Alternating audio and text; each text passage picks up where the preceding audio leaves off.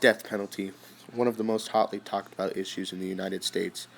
Say no to death penalty. This is not justice for an aggravated first-degree murder. To kill a criminal for killing someone is murder covered up by the word of justice. According to the Death Penalty Information Center, since 1976, the United States has executed 1,436 victims and currently 14 in 2016. According to the Huffington Post, 7,482 victims of death penalty were handed down internationally between 1973 and 2004. A group of 117, or 1.6%, were exonerated. In other words, found innocent.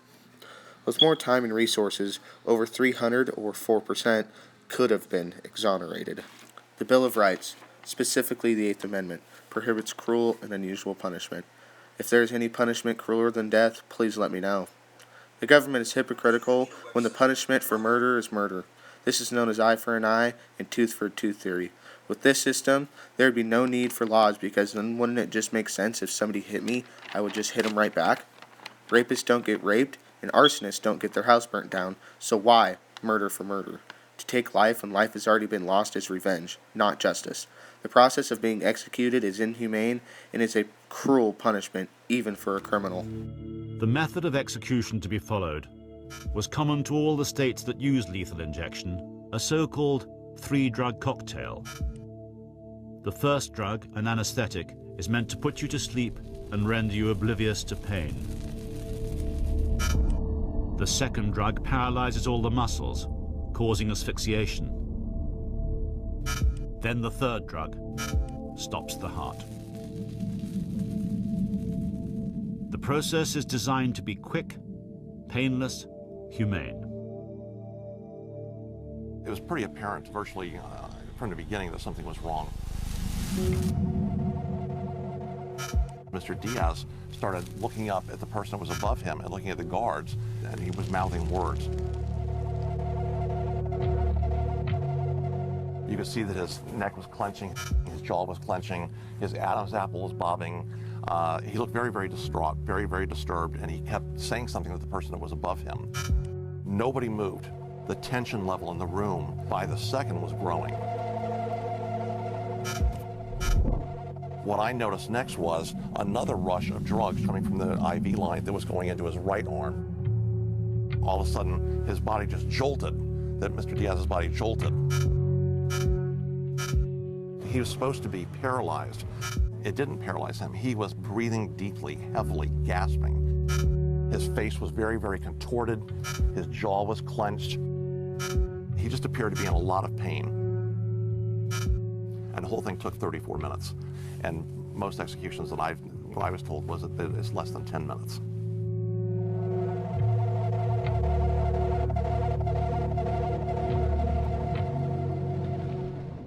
Does the fear of being given the death penalty deter criminals from murder anyways? No. Most criminals think they have a foolproof plan to get away with it. H. Lee Sorokin, former U.S. District Court and U.S. Court of Appeals judge, says people contemplating murder don't sit around the kitchen table and say, I won't commit murder if I face a death penalty, but I'll do it if the penalty is life without parole. Statistics show states without death penalty have consistently lower murder rates than states with it.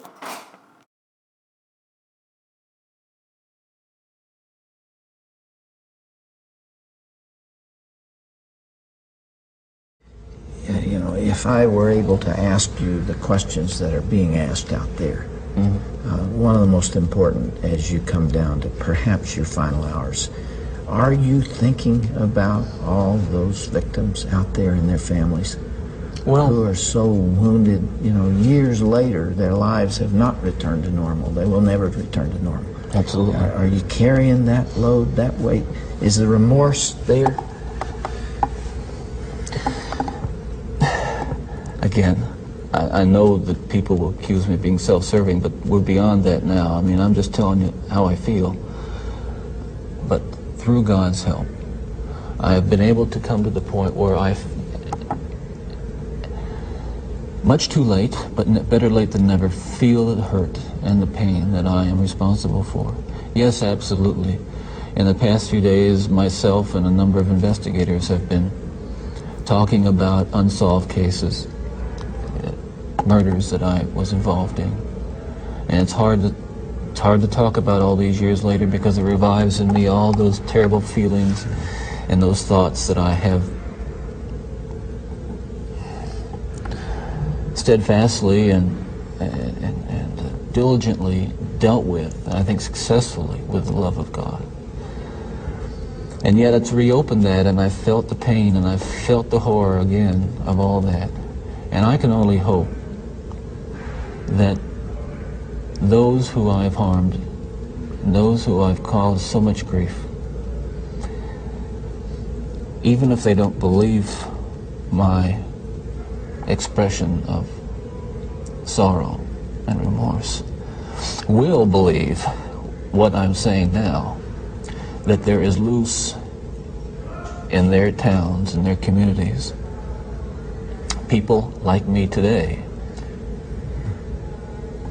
whose dangerous impulses are being fueled day in and day out by violence in the media in its various forms, particularly sexualized violence.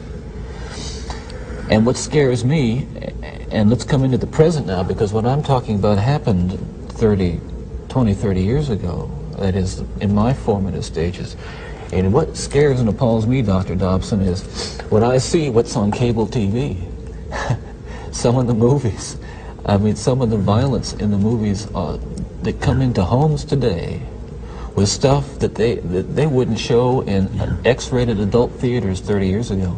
This stuff, The slasher movies that you're talking about. that stuff is, I'm telling you, from personal experience, the most, that is graphic violence on screen, particularly as it gets into the home to children who may be unattended or unaware that they may be a Ted Bundy who has that vulnerability to that predisposition to be influenced by that kind of behavior, by that kind of movie, that kind of violence. And we wanted to try to explain to our audience in Britain, where they don't have death row, what it's like for people like you who are in this situation. Gregory Rousseau says he wants the world to know who he really is. Someone said to me, you have a right to get out there and tell people, show people who you are. And everybody behind me said, do it, Bear. That's what they call me. They call you Bear? Bear, Big Bear. So I signed yes. Are you in a cell by yourself? Yeah, single cell, a table, top shelf. Very small for a man my size anyway, so it's very small. Weakens the mind, make you vulnerable if you allow it. But my hope is I'm fighting for freedom. And until I'm strapped to the gurney or they open the doors, then I'm gonna keep fighting. That's my hope. I mean, I don't hope to spend the rest of my life locked up. I'm not hoping for a stay to continue interacting in this environment. That's not what I'm asking and working on. So most people do, so they just want to live. And I mean, I wish us all to live, but this is not a place for a human being. So you're not wanting your death penalty to be converted to No. life imprisonment? That would be No, ma'am. That would be worse? To me, I'm innocent of this charge. And sentencing you to death by lethal injection. Gregory Rousseau was tried and convicted 13 years ago for the killing of 75-year-old James Syvertson in his hometown of Tyler, Texas. The victim was brutally attacked, his head beaten in with a blunt object. We asked the Syvertson family for an interview, but they declined. The daughter of the man who was killed said that you were getting what you deserve. Do you deserve to be killed? No, ma'am, because, you know, in this situation, people, victims' family, never get closure because they don't understand what closure is. They really feel like that they stand in this courtroom and they listen to the state put on evidence that they consider to be truth because they looking for justice.